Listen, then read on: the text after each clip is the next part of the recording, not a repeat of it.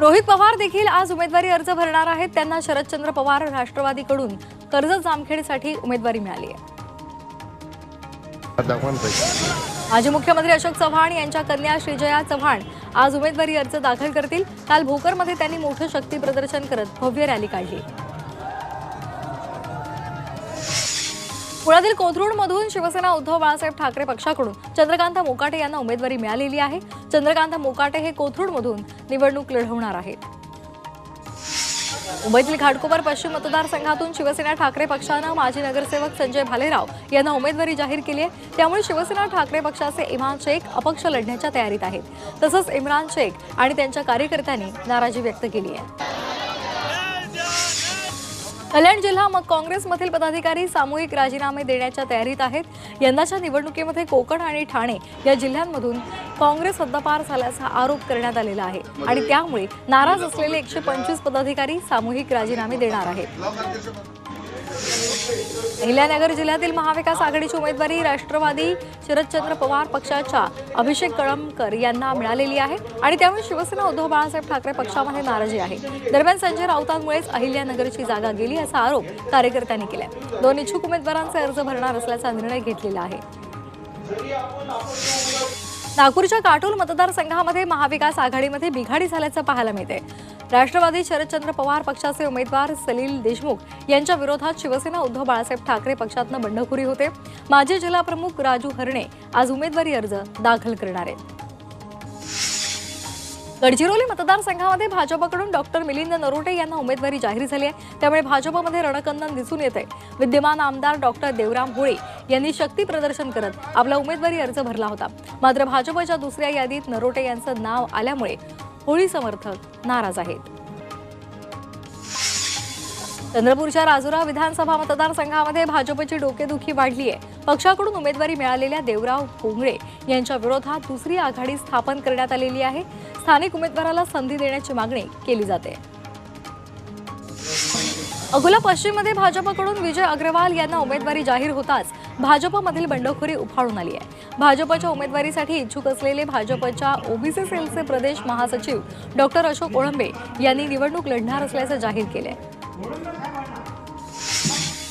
वाशिम जिल्ह्यामध्ये रिसोड विधानसभा मतदारसंघामध्ये शिवसेनेकडून आमदार भावना गवळी यांना उमेदवारी जाहीर झाली आहे। तसंच माजी खासदार अनंतराव देशमुख भाजपकडून उमेदवारी अर्ज दाखल करणार असल्याचं जाहीर केलं होतं। मात्र आता ते काय भूमिका घेतात हे पाहणं महत्त्वाचं असेल। वाशिमच्या कारंजा मतदारसंघातून राष्ट्रवादी शरदचंद्र पवार पक्षाकडून गायक पाटणे यांना उमेदवारी देण्यात आलेली आहे। भाजपकडून उमेदवारी नाकारल्यावर त्यांनी राष्ट्रवादी शरदचंद्र पवार पक्षामध्ये प्रवेश केला। मात्र त्यांना उमेदवारी घोषित झाल्यामुळे पक्षातील इच्छुक उमेदवार नाराज झाले।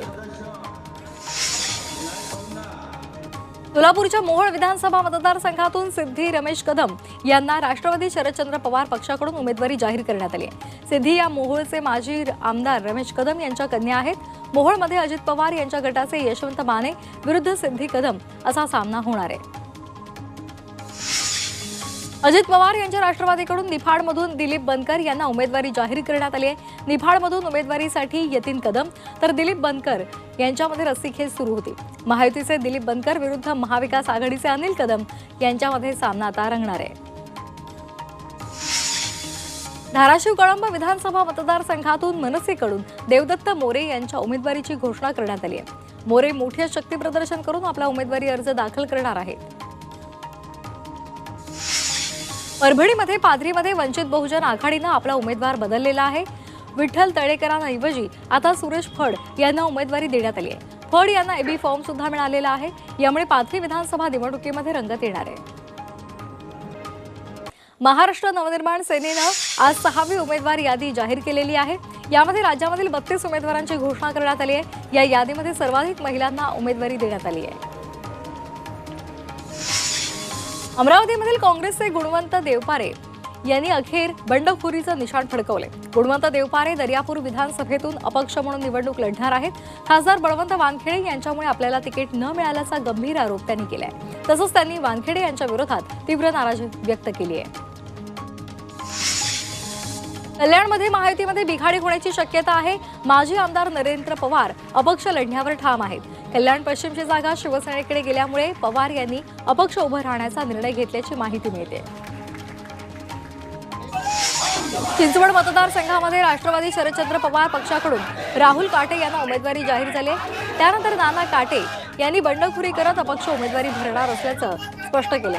तसंच अजित पवार गटातील जवळपास सर्व नगरसेवक त्यांच्यासोबत असल्याचा दावाही त्यांनी केला आहे. शिंदे गटाचे उपनेते माजी आमदार बबनराव घोलप यांनी शिवसेना उद्धव बाळासाहेब ठाकरे पक्षामध्ये प्रवेश केलाय. उद्धव ठाकरे आणि आदित्य ठाकरे यांनी मनगटावर शिवबंधन बांधून घोलप यांचं पक्षामध्ये स्वागत केलंय.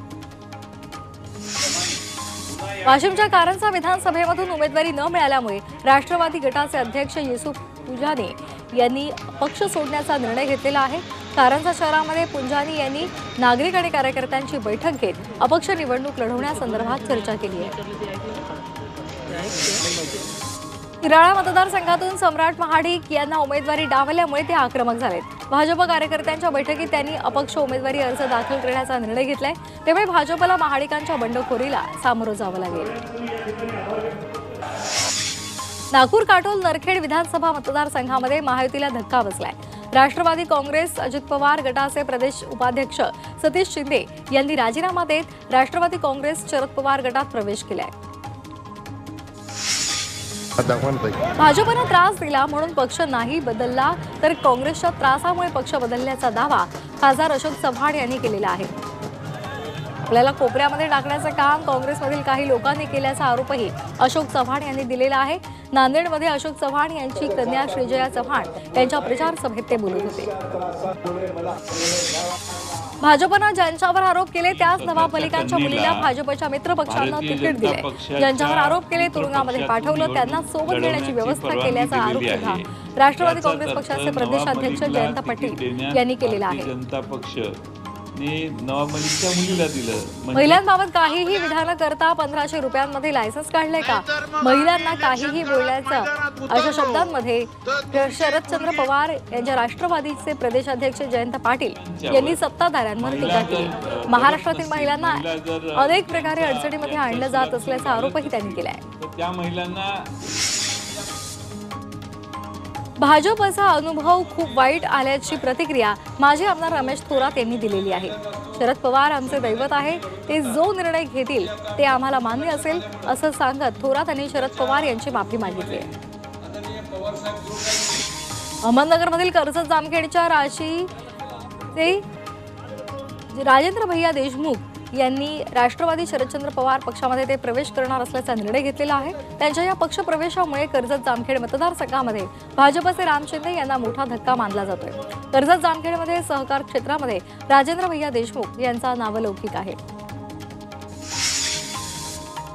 राजकारणामध्ये विचारांची लढाई असावी, व्यक्तिगत वैर असू नये असं संजय राऊतांनी म्हटलंय. मात्र भाजपचे नेते महाराष्ट्राची राजकीय संस्कृती विसरलेली आहेत अशी टीकाही त्यांनी केली आहे. फडणवीसांची व्यक्तिगत वैर नसल्याचंही ते म्हणाले. संजय राऊतांनी केंद्रीय राज्यमंत्री रामदास आठवले यांच्यावर टीका केली आहे. दलित समाजाचं नेतृत्व करणारे आठवले फक्त स्वतःपुरतं पाहतात, त्यांना सर्व मिळतं असं राऊत म्हणाले. हा संपूर्ण समाज महाविकास आघाडीवर बरोबर राहिला तसंच यापुढे सुद्धा तो राहील असा विश्वासही त्यांनी व्यक्त केलाय. आंबेगावमधील बंडखोरी थांबवण्यामध्ये राष्ट्रवादी शरदचंद्र पवार पक्षाला यश आलंय. सुप्रिया सुळे आणि पक्षश्रेष्ठींनी रमेश येवले यांची समजूत काढली आहे. राष्ट्रवादी शरदचंद्र पवार पक्षानं देवदत्त निकम यांना उमेदवारी दिल्यामुळे रमेश येवले नाराज आहेत, तर त्यांनी अपक्ष निवडणूक लढवण्याचीही तयारी केली होती. जालन्यामध्ये ज्योती मेटे यांनी मनोज जरांगे यांची भेट घेतली आहे. विधानसभा निवडणुकीच्या पार्श्वभूमीवर मेटे यांनी जरांगेची भेट घेत विविध विषयांवर चर्चा केली आहे. आमदार झिशान सिद्दीकी यांनी मुख्यमंत्र्यांची भेट घेतली आहे. वांद्र्यामध्ये युती धर्म पाळावा या संदर्भात मुख्यमंत्र्यांकडे सिद्दीकी यांनी विनंती केल्याची माहिती मिळाली आहे. मुख्यमंत्री एकनाथ शिंदे यांनी वांद्र्यामधील पदाधिकाऱ्यांना युती धर्म पाळावा असे आदेश दिले आहेत. राहुल गांधी पुण्यामध्ये रोड शो करणार आहेत. महाविकास आघाडी उमेदवारांच्या प्रचारासाठी ते रोड शो करतील. पुणे शहरातील 8ही मतदारसंघामध्ये भव्य रोड शो होणार आहे. महाविकास आघाडीच्या नेत्यांकडून राहुल गांधी यांना आमंत्रण देण्यात आलंय. महायुतीमध्ये शिवसेनेचा सन्मान ठेवला आहे.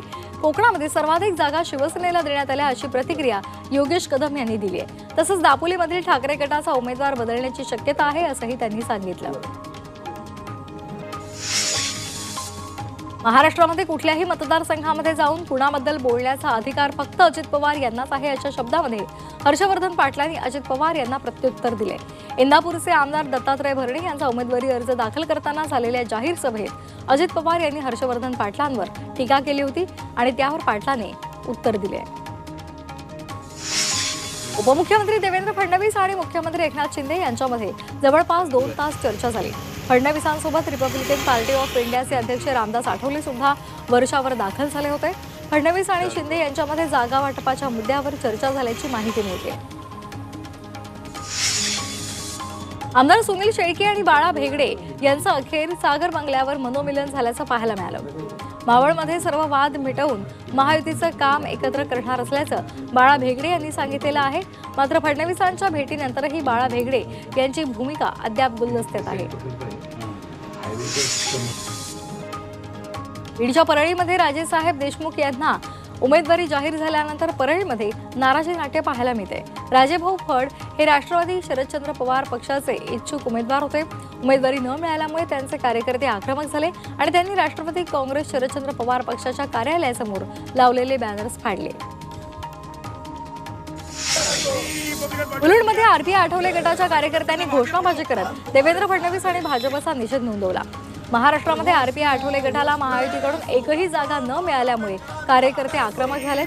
त्यामुळे विधानसभेमध्ये महायुतीच्या कोणत्याही उमेदवाराचा प्रचार करणार नसल्याची भूमिका आठवले गटाच्या कार्यकर्त्यांनी घेतली.